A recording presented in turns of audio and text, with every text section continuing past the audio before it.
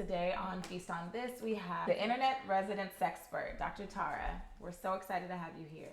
So excited, and we're excited to learn about your journey and dig into a bunch of questions. Yeah, I'm excited to be here. Thanks for having me. Let's do this. Summer, you want to kick it off? Yes. So I know growing up, my family was very open. I also have Asian heritage, and that side of the family was super closed off and very quiet about, just the bedroom in general. And then the other side of my family was so open. So what was your experience growing up, and what was your household like? I would say growing up, I grew up in a very sexually conservative environment. So I would say it's not necessarily sex positive, not even sex neutral, and definitely not informative. So I grew up just in this black hole of uncertainty, anxiety, and curiosity, but at the same time, not really getting actual education from anyone. My school did not have sex education. My family never talked about sex. So none of my parents, not my dad or mom, talked to me about it, not my sister. So like anyone else, I resort to the internet. And, porn was the place that I learned everything, the good and the bad. Yeah. And the very bad. So just that journey of trying to understand my own sexuality through like lots and lots of misinformation. And that's kind of how I grew up. I grew up in Bangkok, Thailand. So Thailand, there's two sides of it. Like the first side is a tourism side. And it seems sex positive because Hollywood movies have portrayed us to be sex positive. But that's only for tourists. It's reserved for only that. People that are from Thailand, that culture is hella conservative and very patriarchal.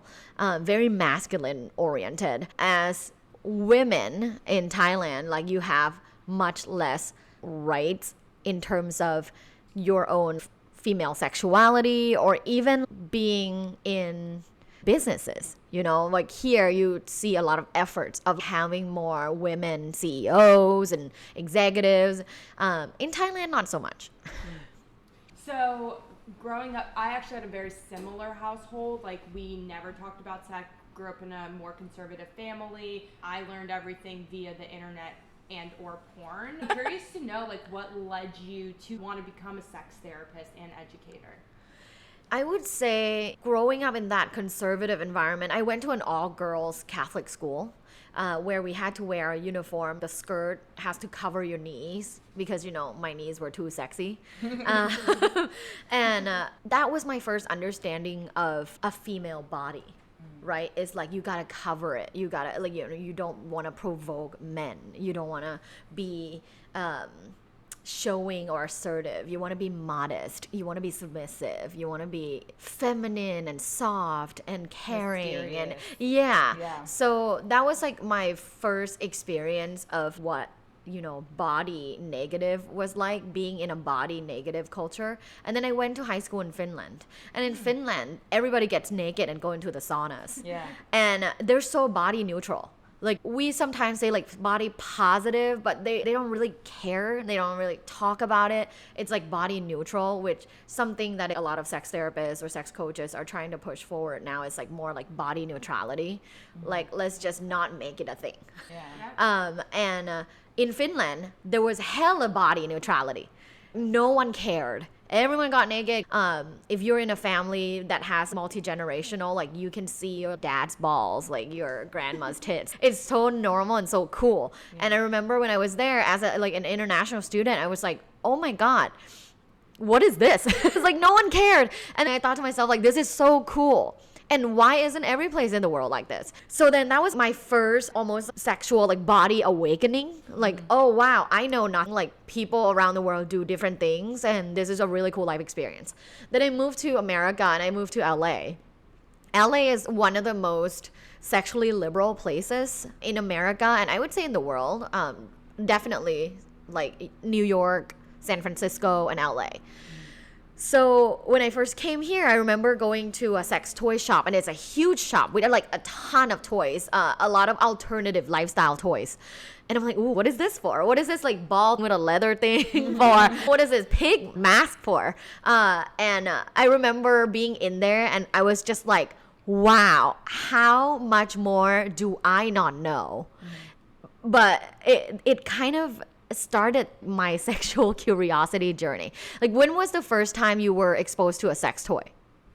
When I started dating this guy, I feel like everyone has this person that like introduced Show them like, the way. Yeah, like that. Like I had a boyfriend in high school who we lost our virginities to each other, and then I had a person that like was older, and he ended up teaching me more of my sexuality. Like Okay.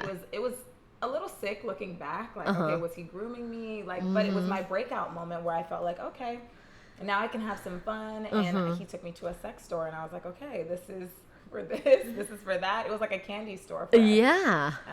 So yeah, that I my was first. I was like 15, but I didn't use it as often. And then when I started Feast, I had to buy so many sex toys for product research that for 3 months, all I did was use vibrators to the point where I thought my pussy got broken. Because when I actually went and hooked up with a guy, yeah, I wasn't feeling anything It's much. desensitized though. Do you believe that vibrators desensitize you? It technically it doesn't. Yeah, So I if you just talk read to a sexual medicine specialist, technically it does not desensitize. However, your brain does get used to certain types of vibration. So what you would want to do in this case, here's a sex tip moment. What you would want to do in this case is actually have multiple vibrators of different kinds. Maybe one's a bullet, one's a rabbit, one's like a clit sucking thing, and then sometimes mix it up with your hand too. Yep. Manual stimulation always works, you know? So if you use different kinds and you introduce your clitoris to different types of vibrations and pulsations, then it wouldn't get used to one thing. Therefore, your brain kind of knows that you are receptive to different types of sensations. So that was my second sexual awakening. And, you know, the ultimate awakening for me that really got me onto this sexual wellness journey and got me into this journey of educating others about their own sexual well-being and sexual communication is actually being very dissatisfied in my own sex life throughout my 20s. And then I got married early, and then I got a divorce, and that was very, very painful. I know that, you know, with 50% of the population being divorced, I high five a lot of people. Sometimes I tell this story and they're like, me too, high five. Like, I'm on my third husband. I'm on my second husband right now. But in my journey of that first marriage, marrying someone who was good on paper, who was a good friend, who was someone that I felt comfortable with but never felt sexual chemistry with was a mistake. And I'm a big supporter now of teaching people what sexual compatibility feels like, and what sexual compatibility should carry out throughout the lifetime. And I think it's very, very important because as women, and a lot of heterosexual women may feel, although I'm not hetero, but a lot of heterosexual women may feel that, oh, I'm almost 30, I gotta get married. So I'm gonna marry someone, right? Maybe I'm gonna marry someone that I've been dating on and off, or I'm gonna marry this person because they're my best friend, but like never had great sex with, or I'm gonna marry this person because he checked every box on the paper, like a resume boyfriend. Don't do it. Don't do it unless there's this undeniable chemistry, because in my experience, marrying someone based on their resume never turns out that good. And I've experienced not just me, but a lot of my clients too. Interesting. Yeah, that was a question I was going to ask. Like, you know, I have heard from a lot of friends and just even reading things online and people who have DM'd us on Feast about being in a relationship with a long-term partner, and the sex is okay, but everything else is great, but they keep thinking back about that one time they had sex or a one night stand with someone where like the sex was mind-blowing and it just doesn't compare, and they don't understand if it's something that's going to pass or how important it is to actually determine if they should stay with them. That's a really good question, because a lot of people try to compromise their sexual wellness and it just doesn't turn out well. I think it truly depends on the person. And I know that one of the questions you were going to ask me is how important is sexual compatibility? And in my opinion, it's very important. So if you have to scale it from 1 to 10, in my books, it would be 9, right? However, we are humans and we are different, and everyone has their own rating, right? How important is sex and sexual wellness and sexual compatibility in your relationship? Let's go around and rate. For me, it's 9. I think for me, it's, I'm not going to rate it, only because, kiss and tell. only because, prior to my current relationship, I did date a girl for 4 years.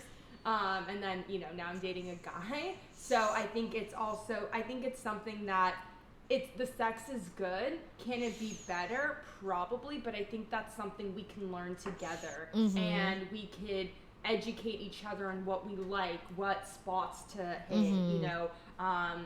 What type of things turn us on more. Like, I love when people pull my hair in bed. I love, mm-hmm. Aggression. Mm-hmm. And I think that those are things that could be taught, mm-hmm. if the other person's willing to take the time to actually learn it. Yeah. Oh, yeah. I have a quiz called Dr. Tara's Sexual Profile Quiz. If you go to my website, you can take this quiz, and it tells you what your sex profile or personality is. And it comes down to 4 acronyms. It's like a sexy Myers-Briggs. I have another side question from Okay. that. So say that you guys take the quiz, say that, you're open about it, and maybe this is from your own experience too. Mm-hmm. I think that you had so much education through your experiences in Finland and then moving to LA. There was so much openness that you kind of were exposed to. But then what was that transition where you decided, I'm going to be okay talking about it? And I think that's kind of where relationships sometimes, separate, is when one person is willing to be honest and open about how they feel and mm-hmm. what we can do differently, and then the other person might take offense to it, mm-hmm. or not be as open, or see it as an insult rather than constructive criticism and trying to solve a problem. Mm-hmm. The breakthrough that I had was a combination of academic and professional experiences, mm-hmm. and the things that were going on with my personal life at the time. I would say the breakthrough was, so I was in Arizona for my PhD. And after I finished my PhD, I became a tenure track professor at Cal State University Fullerton. Mm-hmm. And as being a professor, teaching sexuality, sex positivity, sexual communication mm-hmm. to students, mm-hmm. I was miserable and sexually anxious in my own marriage. Wow. So that clash of identity, of this confident professor, and then I go home and I sit on the floor and cry because I don't know how to say I'm not sexually happy to my ex-husband, was a huge identity crisis for me. Mm-hmm. And this was, many years ago, but it was really hard. That was the hardest time of my life. And when people are like, oh, Dr. Tara, she, her life's so easy. She always has fun. She's so bubbly. I'm like, I've been through a fuck ton. I've been through a lot, and I used to wake up crying every day for, months. So at that time, I realized it's kind of you have to kind of get to your breaking point to realize this, which mm-hmm. is too bad. But yeah. I realized I am living a fucking lie. I am at school, right? College, preaching sex positivity. You guys got to talk about this. Here are the 4 things you should talk about. Da, da, da. And then I go home and I'm this person, right? So that was the moment where it was my breakthrough moment, where I was like, I have to change this. I can't live in this cognitive dissonance forever. Mm-hmm. I gotta live my truth. I gotta start walking the walk and not just talking the talk, which I have observed in a lot of sex experts. Mm-hmm. Talking the talk, not walking the walk. So that moment, I completely changed. I just I wake up one day and I'm like, fuck this. Mm-hmm. I'm going to change everything. I immediately moved out, filed divorce papers. I'm a new person. I'm I'm going to switch one off. Just, it literally was. And I've never talked about this switch off moment ever on any other podcast. I've been on 100 podcasts, but it was an uncomfortable time, and it took me some time to process, to be able to talk about it. Now I can talk about it because I'm observing, right? Like I've moved past it way like long time ago, so now I'm observing it, and I can be more aware of what had actually happened. And I take full control and full responsibility of what happened, and I think more people should. More people should take responsibility for their own sexuality instead of blaming their partner. You know, when I talk to a friend who's like, sex last night sucked with whoever that I hooked up with, my situationship, like he didn't focus on my body. I'm like, well, did you say something? And they 9 times out of 10 they don't. No, 9 times out of 10 they don't. And that's why I'm like, okay, can you really blame other people that can't read your mind? Right. So yeah, I'm a big fan of taking responsibility for your own pleasure. And from that moment forward, I became a huge advocate of talking about sex and communicating your desires and owning up to your own pleasure. Yeah. We appreciate you sharing that story. Thank you. Especially because you've never shared that before, and I find it to be so relatable because there are probably a lot of people who were in your position. And when you're so comfortable in something, even though you're sad or you're miserable, it's really hard to find the courage to get up and leave and put yourself first. Yeah. So big kudos to that. And I Thank think you. that is very, very inspiring. Thank you so much. And That I'm sure means a other lot. people listening to this will be inspired to, you know, put their self first. Thank you. That means a lot. I used to think it was a failure that I had to hide. Like, oh, she's a sexpert who got a divorce. Like, who the fuck wants to hear from her? Right? Like, I know a lot based on textbooks, but not in real life. No. That's why at that moment forward, I'm like, I'm going to make a change and I'm going to walk the walk. I will be the person that everyone can look up to and say, oh shit, I want to be sexually confident like Tara. I want to talk about sex like Tara. I want to be unapologetic like Tara. Yeah. And honestly, you can learn a lot from textbooks, but where you really learn and where you can also really give advice is your personal experiences and hearing others. I agree. And that's the biggest thing with Feast is other people sharing their stories, and if they're relating to it, it helps encourage them to take that next step and know that they're not alone in what they're going through. So. You know, as a professor, I teach sexuality. It's a very highly vulnerable subject. And sometimes I'll have a student that stayed behind in class and came up and was like, hey, you know, I have this issue and I never told anyone, can I talk to you? And as an educator, I'm a little scared because I'm like, ooh, you know, do I have to report the Title IX? I don't know. I get a little anxious when people are like, oh, can I tell you something? Because I know that it can be as small as, you know, like, what vibrator should I buy? To sexual assault and, you know, all of those things. However, I feel like I'm in a very privileged position where a lot of younger people find me relatable and personable, almost like a big sister. Like, oh, you're like an older sister that I never had. Just give it to me. Like, tell me why this is happening, which I really appreciate. Yeah, that's amazing. At Feast, we hope that people will find us like big Yes, sisters as well. yes. I wish I had Feast when I was young, you know, because So do we. I'm So do we. I'm 35 this year. I remember being a teenager when I was like 17, right? And was really trying to like sexually explore. My first sexual experience was with a girl. And then from then on, I had a couple of sexual experiences with girls. And then the first time I had a sexual experience with a guy, I was like, ooh, what is this? Like, did not like it. I was like, oh, then I was really confused. Like, I guess I'm not like heterosexual, but I'm not a lesbian because I find that guy hot. What am I? Who am I? What am I doing? Right? So I wish there was a place where I go to and like, hey, listen, this is what's been happening to me for the last few months. And then I fucked with this guy last night. And then now this is how I feel. Like, what's going on? I wish there was that kind of like peer help, you know? Yeah, I love that. And, you know, that's why we're building it. And hopefully all college students know that they can come to Feast, and it's a judgment-free zone, and we're really excited to launch Feast. Yeah, gotta make that happen. Yes, exactly. Moving on to a fun question, and actually I'm very curious to know about, you know, you are the sex queen of TikTok. You make really relatable content. we're curious to know, did you create like one video that went viral, or what spiraled your success on TikTok to grow to over 2 million followers? Yeah, so the first video that went viral was the video that I said, lick her nipples. And I think that went to like 15 million views. And then a lot of followers came from that. And then I did another one just a couple weeks after that went viral too. That was like the male G-spot. Where is it? And I think I say it like it is. And I attribute that to the growth.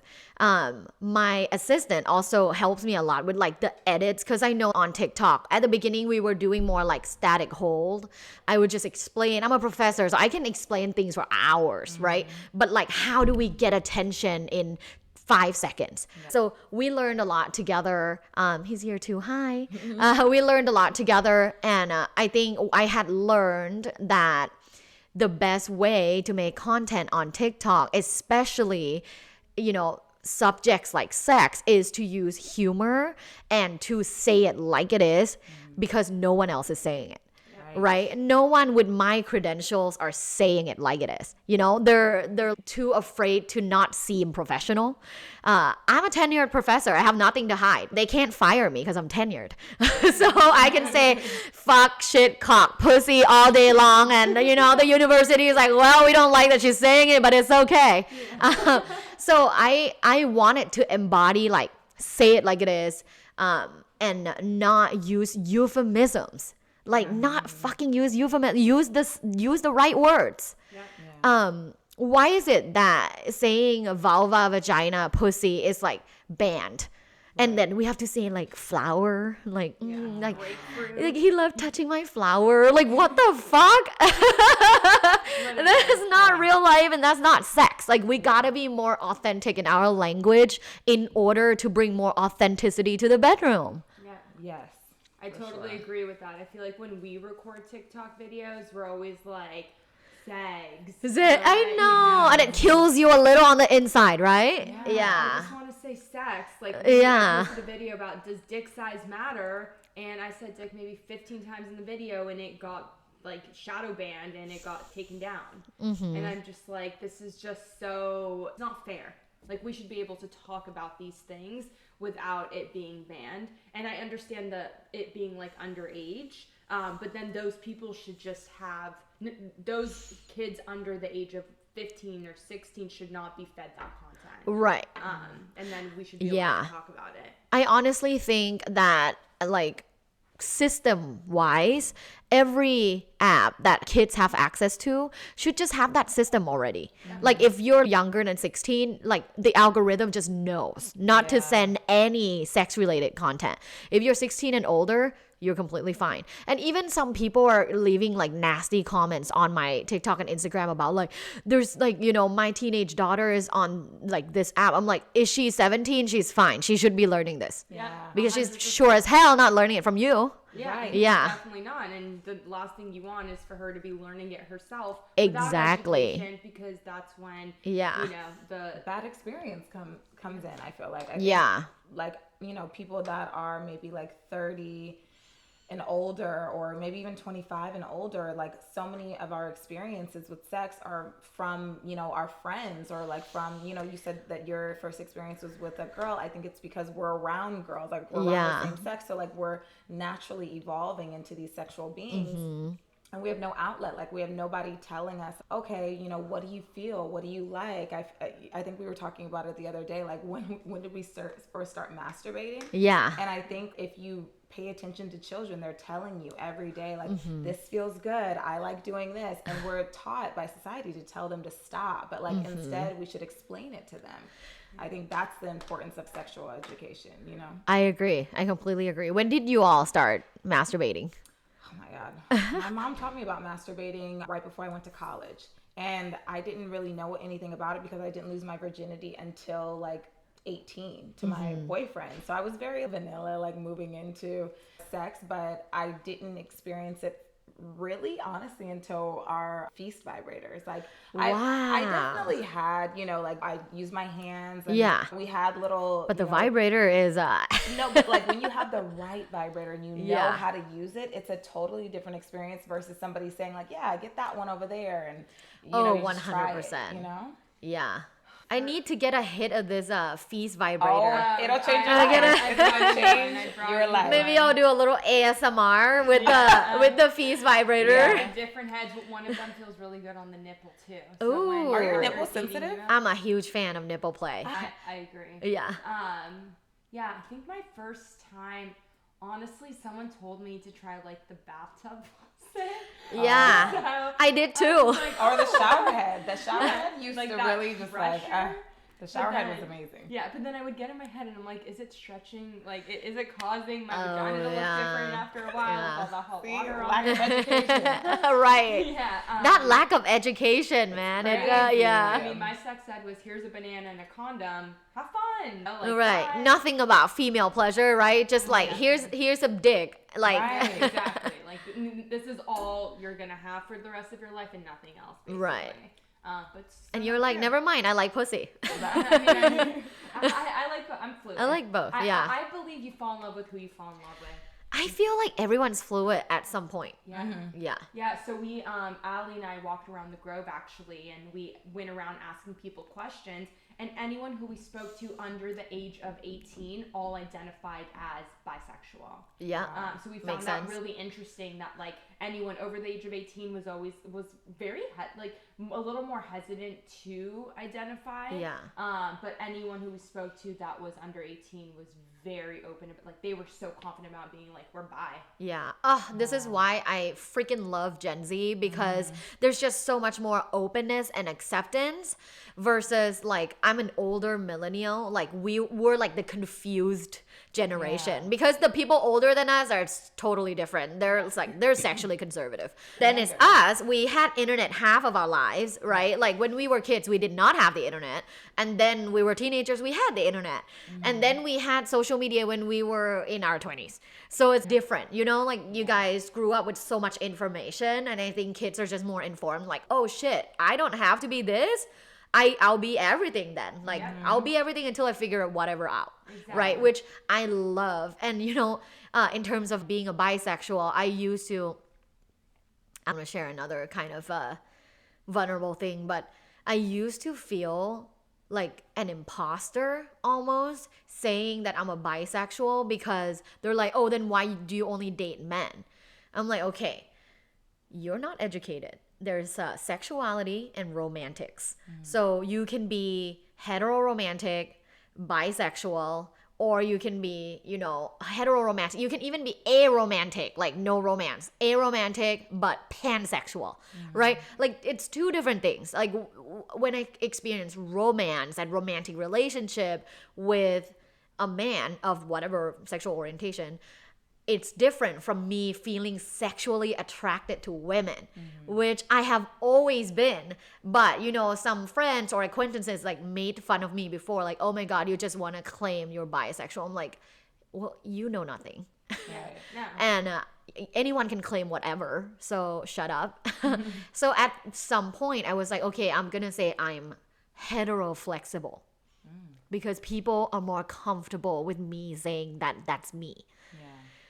But it's like, I'm over it. I'm over label. whatever anyone wants to. Yeah, I'm like, I feel bisexual, and if you don't like it, it makes you uncomfortable, I'm not sorry. Yeah, but it's also your prerogative, Like Yeah. whatever you decide to identify as is what you identify as. Yeah. And like no one's in the bedroom with you to say no. But people are so you're bisexual. uncomfortable with who you are, right? Like, Yeah. oh, well, that's why people are uncomfortable with trans. Like, Yeah. you used to not be this, and you're making me uncomfortable. Yeah. Well, Absolutely. those people, not sorry. No. Not sorry. Yeah, get comfortable, man. Yeah, exactly. What's a fact about sex that always blows people's mind that you've seen? Oh, wow. That, like, so many cultures and also, historical societies that were not sexually monogamous. At current times, there are many indigenous communities and there's tribes in like Nepal and the Amazon and different parts of the world that that practice polyandry, and that's one woman, multiple men. So people have heard of polygamy. That's illegal. Polygamy, which is one man married to multiple women. Polygamy in America is illegal. Some religious people practice it, but it's technically illegal to be married to multiple people. Okay. But people often don't understand, and they use the word polygamy and polyamory incorrectly. Polyamory means being in love or in a relationship with multiple people. It's not illegal. You can be in love with whoever you want. Polygamy is being married to multiple women is illegal. However, in America, you've never seen anyone practice polyandry, one woman, multiple men in the family, in the household. But many cultures practice this, and in history, many cultures not only practice polyandry, but actually on like wedding night, the bride would have sex with multiple men to guarantee carrying forward the seed. And they don't have the selfishness of like, is this my son? Right? It's like, oh, we'll all take care of the baby because it has more chance of genetic success and more chance of just like success because more resources, more time, more attention. So these cultures that are polyandry, where one woman gives birth and multiple men take care of the wife and the household, I think are also very successful. And people are always shocked that that exists because we live in such a patriarchal world in America that you can't imagine anything else. Yeah. I did a polyandry video on TikTok, and a lot of men are like, fuck that. Of course, right? I'm like, their ego well, won't allow them to do why? You definitely answered the question because I am mind blown. Yeah. Yeah, I didn't know that. Yeah. I feel like this is kind of taking us in a different direction, but as a sexpert or a sexual relationship therapist, what do you think one of your number one goals when you assist people in like their journey? What is the goal that you want them to come out with? I want to help them to feel more comfortable talking about sex because there's no sexual liberation without sexual communication. Yeah. If you're not able to talk, you're not sexually liberated. Like people can say, oh, I'm so sexually liberated. I fuck different people every day. I enjoy casual sex. I'm not attached. That's fine. You do you, boo. Love that for you. But if you're not able to talk about sex, your sexual behavior of having sex with multiple people, that's not indicative of you being sexually liberated at all. In fact, I think the best indicator of someone who is sexually liberated is someone who is unapologetically talking about sex and their desires. And I think that's my goal. If you had feasts growing up, what would be one of the questions that you'd ask? Ooh, that's a great question. If I had feast growing up, the first question I would ask is, what sexuality am I? Back to when I was like not sure, because growing up, no one around me was bisexual. We had lesbians because I was in an all-girls school. So we had like visible lesbians and then just straight people. Heterosexuals and lesbians. So I just thought like I was either like one of them. I was either heterosexual or a lesbian. I didn't know there were other options. And there are so many. I just didn't know. So if I had feasts, I would ask that on the board, and I'm hoping that my peers would be like, hey, like maybe you're this, maybe you're this. Have you read this book? Have you watched this video? And I would just figure it out, and I guess I would have felt less anxious. Yeah, Absolutely. I love that. Yeah. Well, thank you so much Thank for you. sitting down with us. We love your content. We love you. You're amazing. So You're informative. amazing. We love you. Thank you. Thanks for having me.